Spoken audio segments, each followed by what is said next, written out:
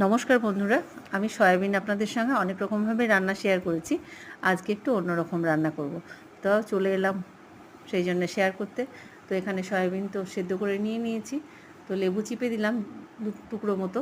তারপরে লবণ, হলুদ আর এই যে মশলার জন্য নিয়েছিলাম আদা, লঙ্কা, রসুন, পেঁয়াজ আর একটু গোটা পেঁয়াজ দিয়ে, এটা কিন্তু একদম তেল দেবো না, তেল ছাড়া। তো আপনারা কেমন আছেন? আশা করি ভালোই আছেন, আমরাও ভালো আছি। তো এই রান্নাটা কিন্তু খেতে দুর্দান্ত হয়।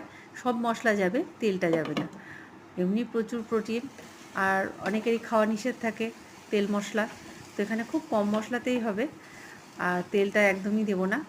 খেতে কিন্তু দুর্দান্ত লাগে। আগে আমি অনেক রকম শেয়ার করেছি, একরকম মশলা মাখিয়ে পেঁয়াজ তেল টেল দিয়ে সব রকম দিয়ে মশলা মাখিয়ে করেছিলাম সেটা।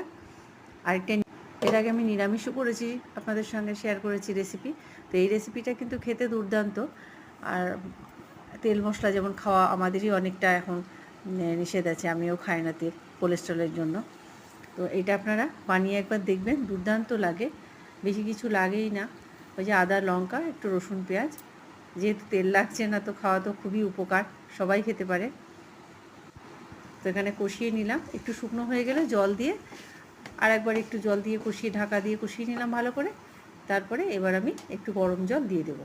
আর খেতে যে কী দুর্দান্ত লাগে, আপনারা একবার এইভাবে বানিয়ে দেখবেন।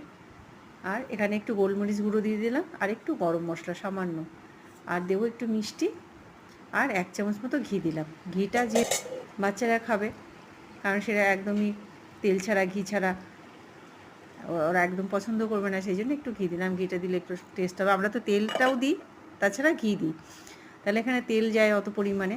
তো আজকে যে কী দুর্দান্ত হয়েছে খেতে, আপনারা একবার বানিয়ে খেয়ে দেখবেন। আর আমার ভিডিওটা যদি ভালো লাগে, সাবস্ক্রাইব করবেন, লাইক করবেন, শেয়ার করবেন।